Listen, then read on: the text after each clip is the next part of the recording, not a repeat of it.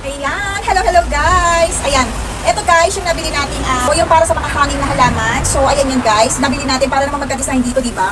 So, ayan, para magkaroon siya ng buhay guys. Ay, nilagyan ko siya ng halamang humahaba para nakalaylay siya. And then, ito dinagdagan natin ng ganito dito para medyo may datingan dito. Kasi lahat ng halaman guys, nandun sa kabila, doon sa kabilang side. And then, ayan, dinagdagan natin yung mga halaman natin dito sa terrace guys para mas gumanda, mas presko. Kapag mas maraming halaman kasi guys, mas presko, di ba? So ayan, kung makikita nyo, naglagay na rin ako ng mga hangin yan. Ayan, binili ko yung lalagyanan guys dyan sa may DCM, yung parang mga hardware. Ayan, doon ko lang naman siya nabili guys. Kaya, eto, ayan yung mga halaman natin na yan. O, di ba nagdagdagan na natin guys kasi para mas presko dito sa ating tambayan. Yun lang ginawa ko ngayong araw, namili ko ng mga halaman and then sineting ko yung ano dyan. Di ba?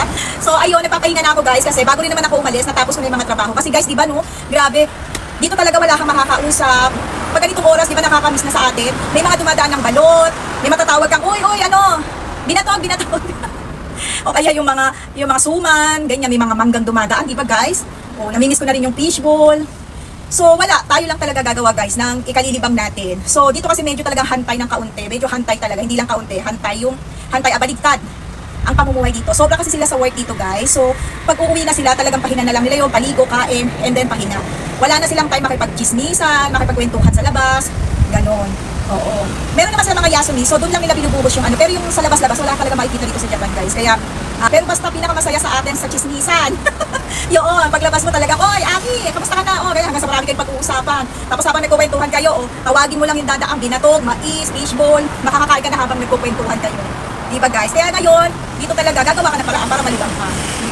Minsan na nga, kinakausap mo na yung sarili mo, minsan tulala ka sa isang tabi, minsan kinakausap mo na yung mga halaman, ganyan.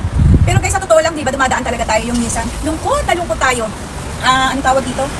Yung bigla ka nalang malulungkot, maluluha, dadaan talaga diyan. Kasi may isip mo yung mga dating masasaya kayo. Masaya naman ngayon, syempre. Kaya lang iba pa rin talaga ang chismisan.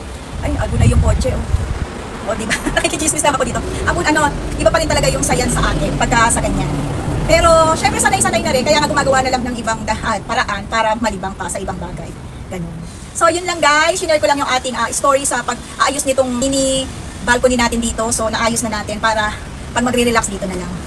Kaya hanap din kayo ng isang place dyan sa bahay nyo guys na sa inyo lang. Space nyo lang talaga.